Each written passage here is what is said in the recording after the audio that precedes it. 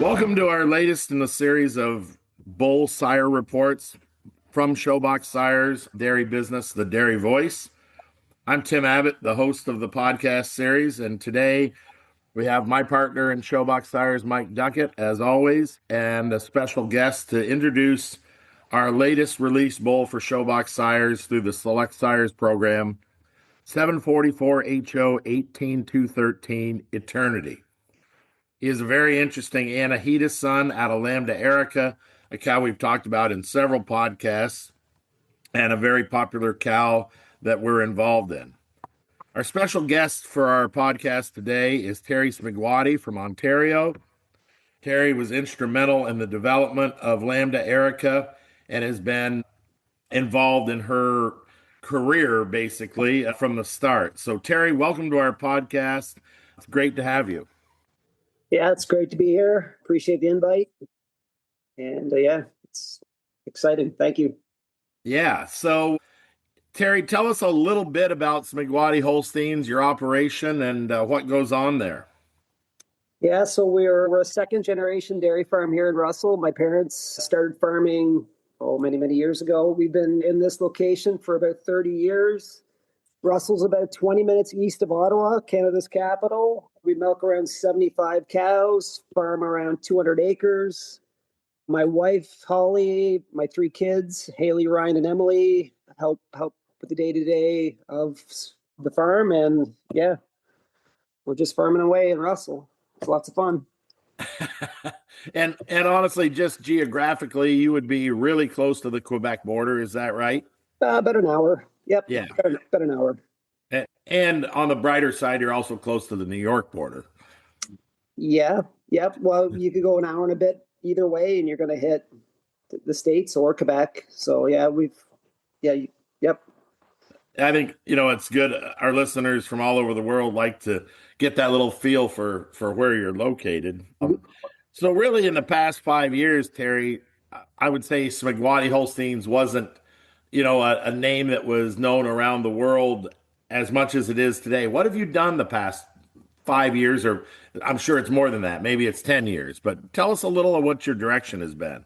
Well, like my parents started farming. We had a purebred herd of cows. We didn't participate in classification and showing and all that stuff. And then maybe as a kid, I started my 4-H career would be where everything started, and just investing in different females, enjoying showing, enjoying going to the Royal Winter Fair, things like that. And then we maybe slowed down a little bit, began doing embryo transfer and all that kind of stuff. And then when our kids started getting older again, started back in 4-H, that really kind of kickstarted things, maybe doing a bit better with our calves, participating more because we had more time. We built a new barn. We changed a lot of things to the farm. So just more time. Back then, we didn't have as much of to maybe participate in Holstein events like we are now.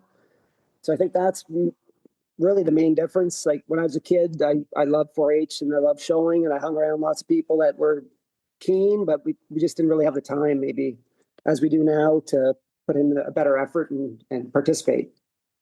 So, and has it become a financial impact product line for your operation, your breeding stock? Yeah, yep. Like we started hosting tag sales pretty much out of necessity.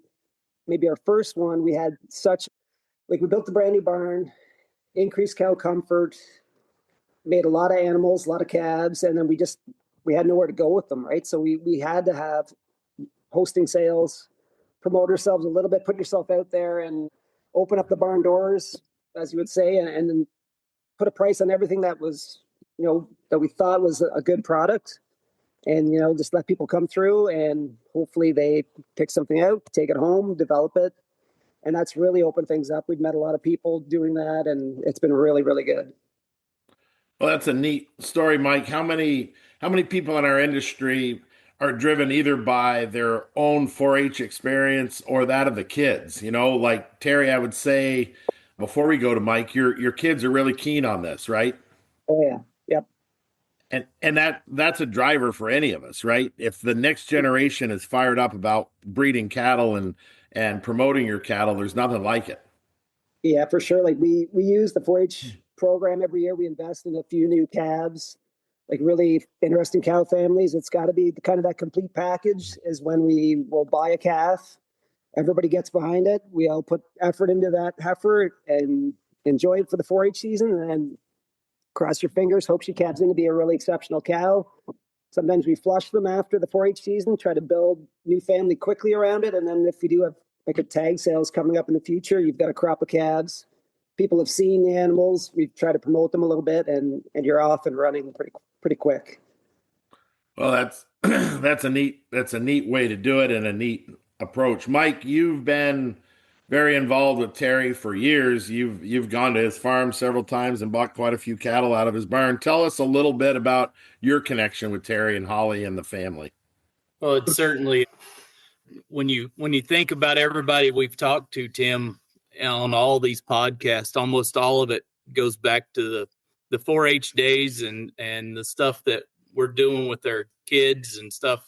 And that pushes you to do a better job, and that gets your name out there. And I have, my first purchase from Terry was an alligator through one of his tag sales, and a group of us bought a really nice young cow there, and she went on and she done really good things for us and ended up at Elmview, and she's still around and doing well. And then the last tag sale, I bought part of I own a cow with Terry and Holly and McMillan's from Erica, but that's, for me, I think that's kind of how most people do get their name out there.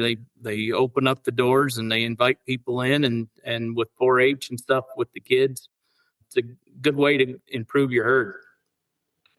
Well, and Terry, Mike and I talk a lot about Showbox Sires. Why we started it was because we wanted breeders like you to have an option to make bulls for us, but also to use our bulls to improve your herd, but make it like the good old days of sitting around on the Showbox talking about who they're breeding. Have you found that to be the way you breed cows now?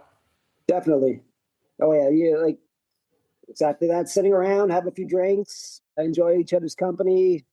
At the shows, you're always spitballing. What should we do? What bloodlines should you mix with each other? Sire stacks, cow families that are popular. What have you seen around the roads that, a new fancy cow or something that's breeding really well? Yeah, it always revolves around sitting around at the shows when you're done chores and, having a good time. And that's where usually the best ideas pop up, I find. Yeah, that's right. And that's kind of how we built our business.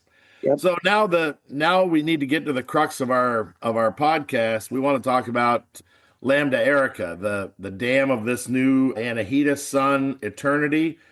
I think our listeners are pretty familiar, with Lambda Erica. She was just on the cover of Holstein International with a beautiful picture. We've released another son of her, and she would be one of Mike and my most popular donors for embryos. How you tell us your involvement with Erica, Terry, and how you got involved? Well, it started with the Enrights years ago. They sold a Solomon Espresso calf to Blondin. She went out and won her class at the Royal Winter Fair. We had already we knew that the Enrights had bought the Gold Chip Ellen cow and were using her as a donor cow. We've seen the family for years, the generations of cows. I've seen them at the Royal Winter Fair, all those elegance cows, and they were always just really, really impressive. So we knew the cow family. We knew that they were performing pretty good. And Holly and myself were out for lunch, I think the next winter. And Enrights are located like 20 minutes from us. We're friends with them. We've known them for years. Just popped in. I believe there's 3 Unix daughters in the one pen. And I kind of had my heart set on the one. The calf was sold maybe the day before. So I think Trixie was actually our second pick, which turned out to be pretty good. So anyway, we made a deal to bring Trixie home. And like I said, at that time, we weren't showing or doing anything really. We were just kind of farming away. So Trixie just got kind of put away, put out to pasture, bred. We bred her to Lambda. She calved late in the fall after, I believe it was our first tag sale. Trixie came calved, and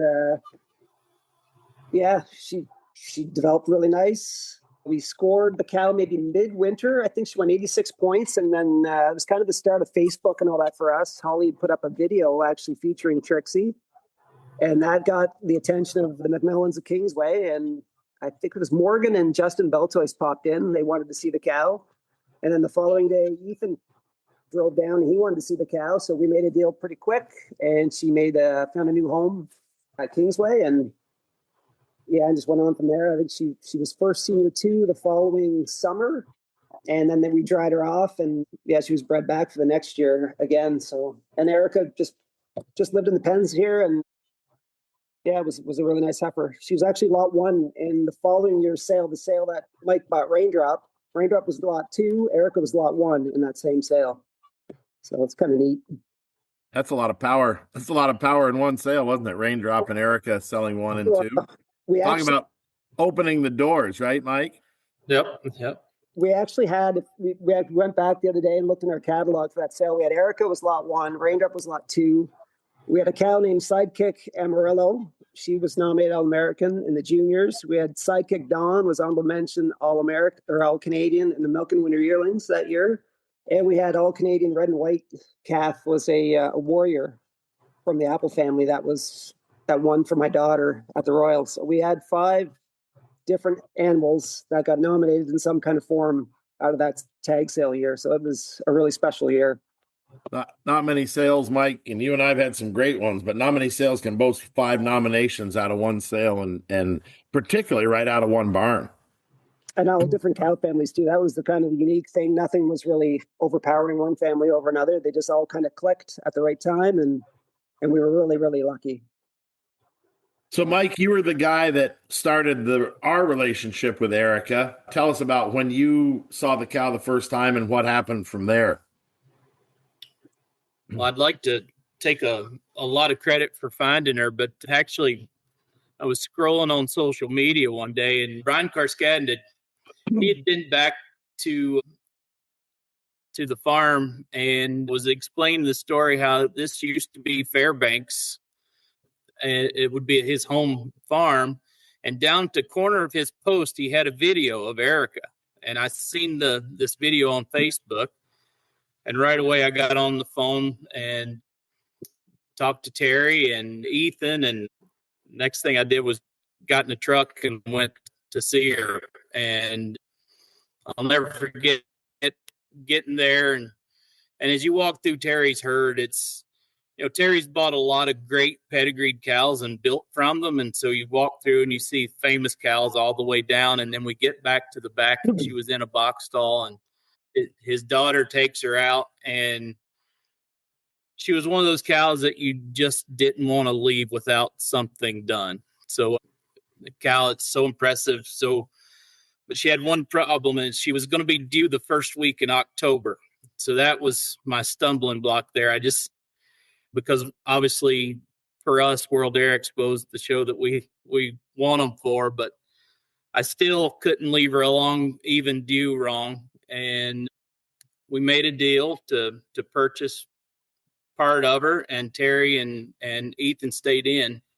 And just a cow that was tremendous balance, dairy, long neck, quality cow with the Elegance family for a pedigree. So it was definitely worth the trip to go to Eastern Ontario to buy the cow. But it started a great partnership with you guys, and Terry, you remember the cow well and followed her closely. What really set Erica apart for you, trait-wise? Trait-wise, rear udder volume, depth of crease in a rear udder, just udder quality. Like the cow would milk out just to nothing. Her udder was covered in veins. Rear udder, forward udder, both. Her chest, had a really wide chest and really long dairy neck, a beautiful head. And yeah, she had like wicked sex appeal, and she had a great udder. Like she was just a beautiful cow. Just, yeah. Trixie was a great cow. Erica was just a step ahead of her. The Lambda cross really put udder volume in her, gave her more will to milk, and Trixie was a really hardworking cow. But yeah, like the Lambda cross really, really nicked great with Trixie. Like we have some other sisters here, and they all look really, really interesting, and I can't wait to calve them in.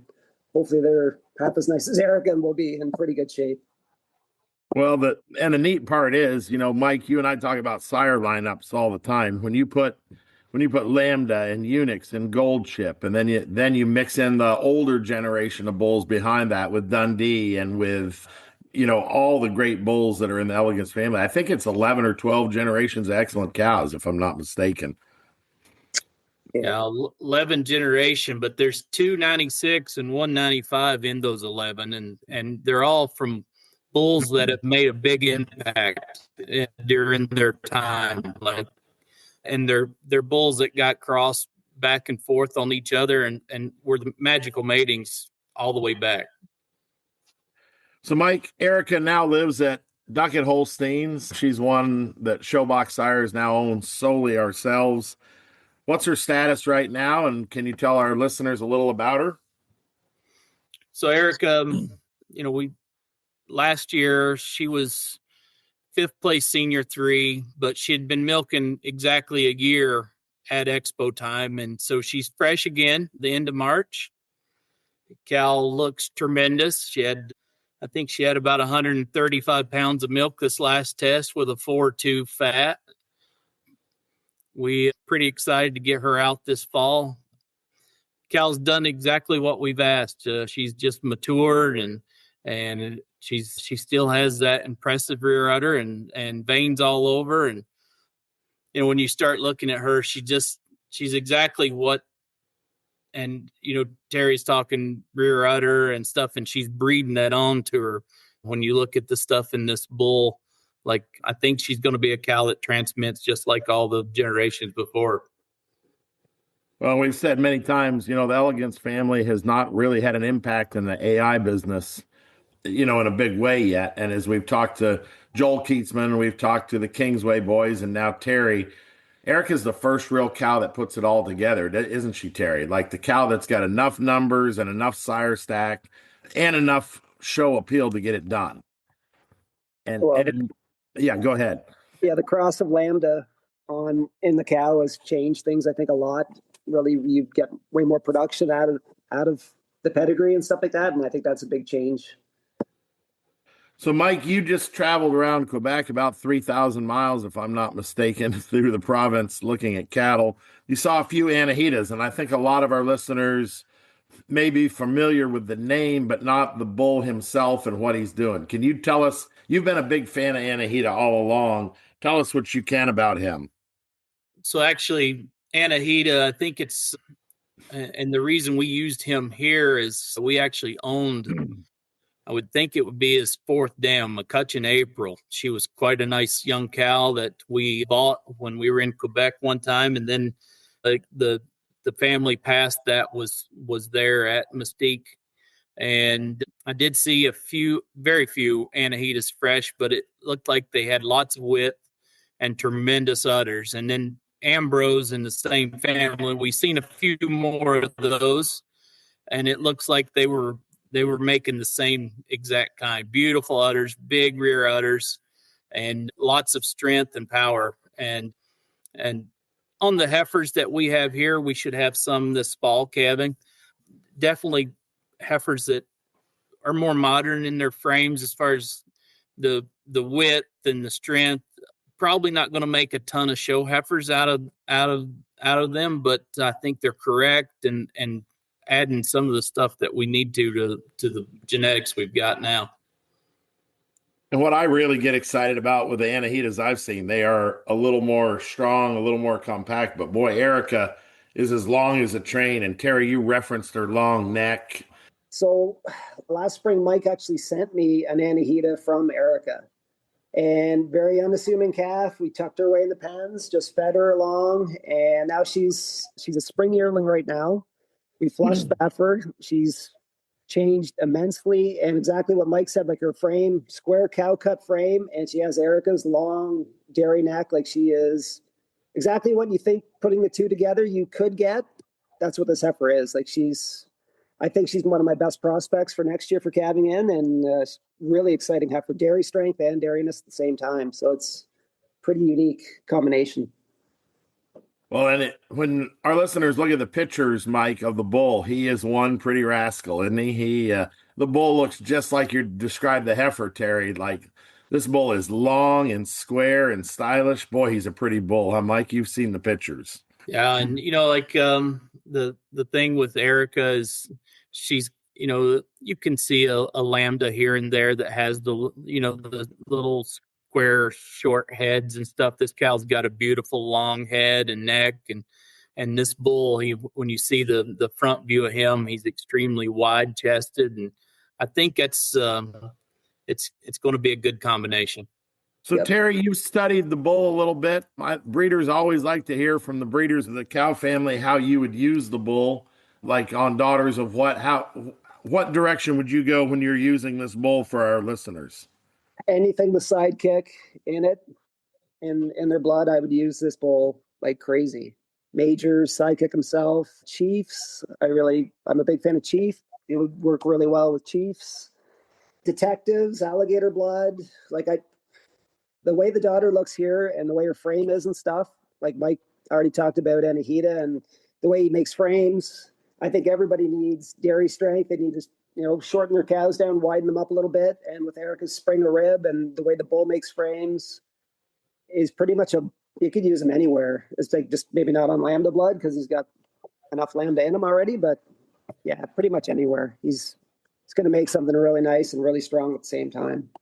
But boy, you really point out some bloodlines, Mike, that make sense. Thing about the alligator blood with Detective, the sidekick blood, the Majors, the Chiefs. Those are all great spots to use this bull, aren't they? Yeah, and Doc, Doc would be another spot that you could use this bull pretty well because he's going to bring down the stature, add some width, and straighten up those front legs a bit. I think there's a lot of Doc blood out there that could use him too. Well, it sounds like there's plenty of places to use this bull. Hopefully, the crew at Select Sires and Worldwide Sires will start delivering it, huh, Mike? There's plenty of cows to breed to him. Mike, let's go inside the numbers a little bit about this bull. Tell me what stands out to you. There's a couple things that I think you and I are really fired up about the bull when we break him down on numbers. So I think the really neat thing about this bull is he works for our system in the U.S. and he works well in the system in Canada as well. He's 2.7 for type in the U.S., which puts him in a elite group, and he's plus 15 for confirmation. You don't always get those bulls that work in both systems.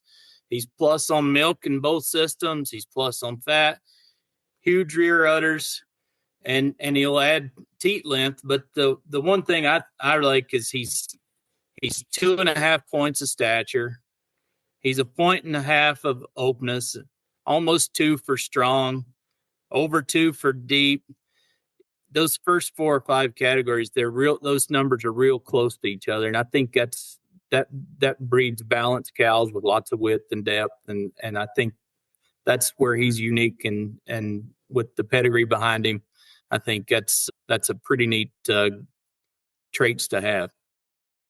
Well, I think you brought up a couple points. Terry, you look at bulls all the time. A 2.7 type in the U.S., a 15 confirmation Canada. And then, Mike, almost every podcast, you and I study those first 4 traits for frames, because so many times you can get a 3.5 point type bull or a 18 confirmation bull, but they're 4.2 on stature and 1.1 on strength and openness. Those bulls make the tall, narrow ones. These bulls that are balanced, like you talked about. Terry, those are traits you want to see in what you're using as well, correct? Oh, yeah. Yep. Like I said, I don't know anybody that says, oh, my cow is really tall, or my cow is too short and wide, and I want to make her tall and narrow. Like everybody wants the cows to, widen up, be strong. They can fit in any system, a tie stall, a free stall. Like everybody's mindset is changing, and that's the future of cows, I think. Well, this has been a great discussion. As we move forward, Mike, your plan is to have Erica in our string at Madison. Is that correct? Yep, she will be one of our highlights of our string again this year. I think after last year, everybody loved her milk in a year. They're going to really like her in her prime. The other thing is, Terry, at some point on this podcast, Mike and I have to talk about an uncomfortable subject with you about the refund you have to give us for the lack of embryos that she's produced. Because recently she's had a couple that she only had 30. Yeah.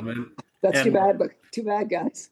Right. I knew, Mike, we might as well just get it out in the open, right? If we're going to have trouble with Terry, we may as well get it done right now publicly. It might be easier to deal with him right here. Well, notice we're not going to the McMillan boys for this conversation, but seriously, and I bring up that topic for fun. Erica is a great embryo producer, but she's also a great reproductive cow. Like, think about Terry and Mike. You've been the guys putting semen in her and managing her, and she gets pregnant. You wave semen in front of her, and she's pregnant. Isn't that the way she's been?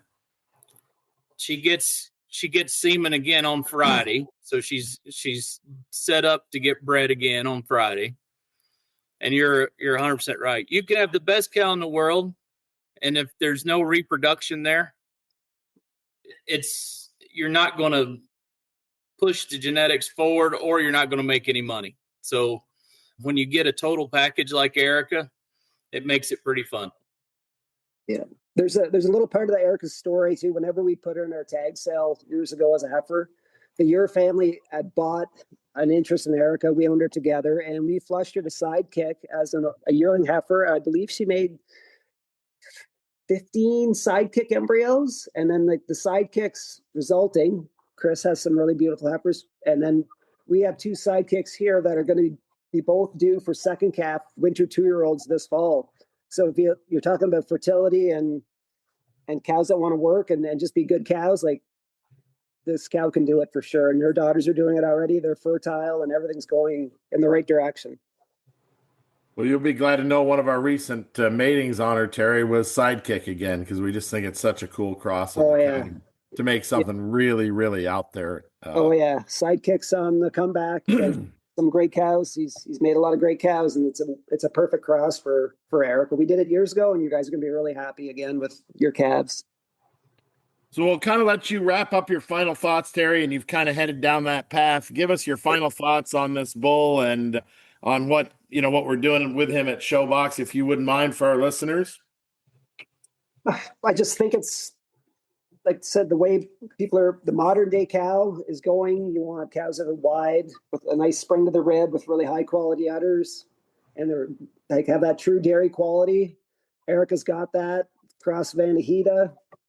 I think it's going to be probably one of her better crosses, in my opinion. And I'm really excited to see how my heifer here calves in, and really excited to see the calves that Eternity can make for people. I think he's going to be a pretty interesting bull. Well, we sure appreciate you being on, Terry. Mike, any final thoughts from you on the bull and Erica? Well, I think this bull is kind of the exact same thing that you and I, when we started Showbox, was kind of what we were looking for in making bulls. Famous cow families, working with good breeders like Terry and all the people that's been involved in Erica, from Kingsway to Smygwaty's to all the way back, and Elegance's pedigree.